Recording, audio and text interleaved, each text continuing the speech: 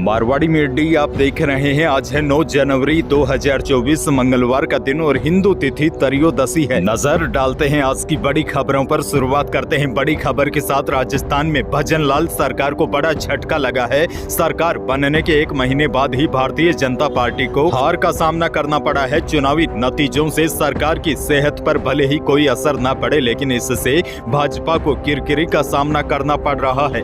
दरअसल भाजपा ने कर्णपुर से प्रत्याशी सुरेंद्र पाल सिंह टीटी को मंत्री भी बना दिया था, लेकिन अब चुनाव में हार के बाद उन्हें यह पद भी छोड़ना होगा। अच्छा, आपको यह भी बता दूं, कांग्रेस प्रत्याशी रूपेंद्र सिंह को 11,000 से अधिक वोटों से जीत मिली है।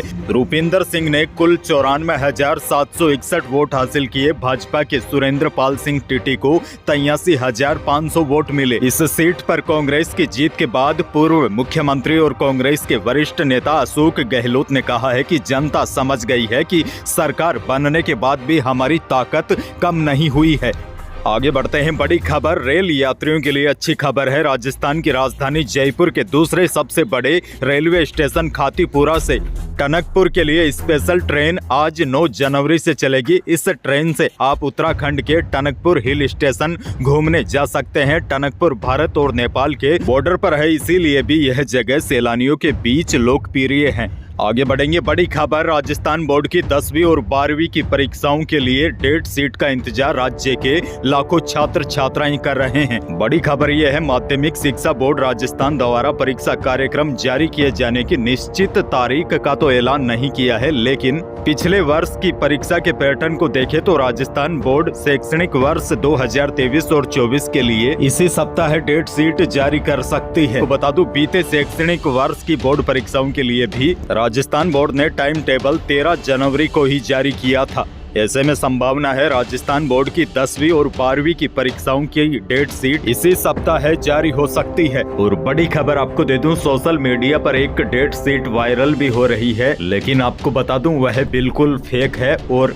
RBSC ने भी उस पर संज्ञान लेते हुए कहा है कि अभी तक कोई भी आधिकारिक डेट शीट जारी नहीं की गई है। आगे बढ़ते हैं बड़ी खबर। राजस्थान में रबी फसल के सीजन में बिजली आपूर्ति को लेकर मुख्यमंत्री भजनलाल शर्मा गंभीर नजर आ रहे हैं। मुख्यमंत्री भजनलाल शर्मा ने बिजली आपूर्ति की समीक्षा बैठक की और अधिकारियों को आदेश दिया है कि किसानों को सही समय पर बिजली पहुंचाना सुनिश्चित करें। दरअसल इस बैठक में बिजली आपूर्ति, कोयला संकट, पावर प्लांट्स के ओएडम को लेकर भी चर्चा हुई।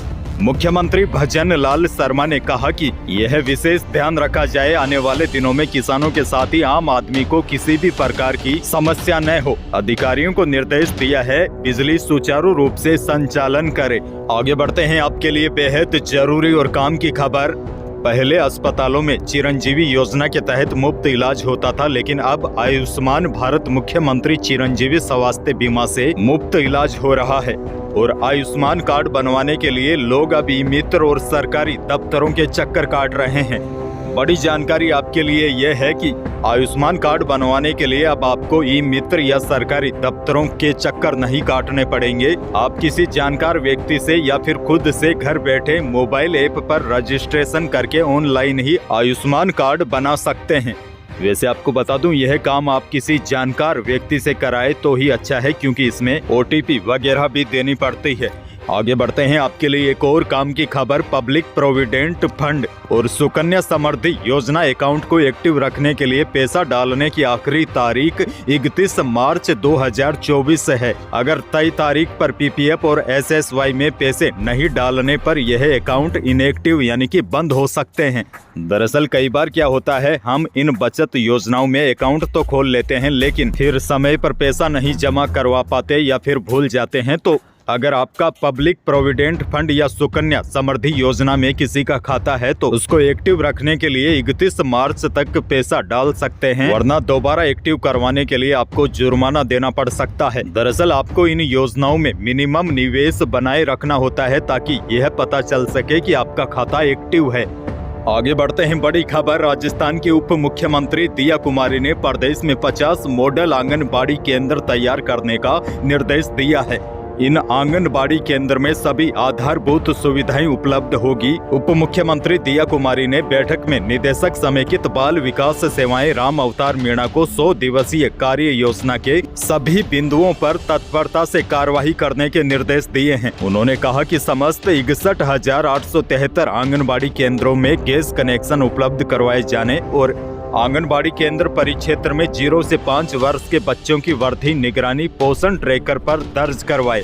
आगे बढ़ेंगे। पीएम किसान योजना से जुड़ी 16वीं किस्त को लेकर बड़ी अपडेट है। वे किसान जिन्होंने योजना में अभी तक अपनी ई-केवाईसी और भूलेखों का सत्यापन नहीं करवाया है, उनके खातों में 16वीं किस्त के पैसे नहीं आएंगे। इसके अलावा जिन किसानों ने योजना में रजिस्ट्रेशन करते समय किसी प्रकार की गलत जानकारी दर्ज की है तो भी 16वीं किस्त का पैसा अटक सकता है। दरअसल आपको बता दूं, इस बार इस योजना में कई नए किसान भी जुड़े हैं, तो ऐसे में कई किसान भाइयों ने सवाल भी किया है कि क्या एक ही परिवार में किसान पति पत्नी दोनों इस स्कीम का फायदा ले सकते हैं या नहीं। तो आपको बता दूं, इस स्कीम का फायदा एक परिवार में एक ही व्यक्ति उठा सकता है। दरअसल कई बार क्या होता है, इस योजना के लिए पति और पत्नी दोनों आवेदन कर देते हैं, लेकिन फायदा एक को ही मिलेगा। आगे बढ़ेंगे, लेकिन उससे पहले मौसम से जुड़ी बड़ी खबर है। पूरे राजस्थान में सर्दी का सितम जारी है और सोमवार को प्रदेश के कई हिस्सों का मौसम भी बिगड़ गया है। बादल छा गए हैं, कुछ स्थानों पर बूंदाबांदी की भी खबरें हैं। वहीं प्रदेश में 2 दिनों तक पश्चिमी विक्षोभ का असर रहेगा। आज इस विक्षोभ का असर अधिक प्रभावी होने से ज्यादातर जिलों में बादल छा सकते हैं और कुछ स्थानों पर हल्की बारिश भी हो सकती है। और प्रदेश के कई जिलों में आज घने कोहरे का भी अलर्ट है। आगे बढ़ेंगे। एक और बड़ी खबर, राजस्थान के चिकित्सा एवं स्वास्थ्य मंत्री गजेंद्र सिंह ने राष्ट्रीय स्वास्थ्य मिशन के तहत वर्ष 2022 एवं 2023 में विज्ञापित संविदा नर्स, महिला स्वास्थ्य कार्यकर्ता और CHO के पदों में 2713 पदों की बढ़ोतरी के प्रस्ताव को मंजूरी प्रदान कर दी है। अब 9,890 पदों पर भर्ती होगी।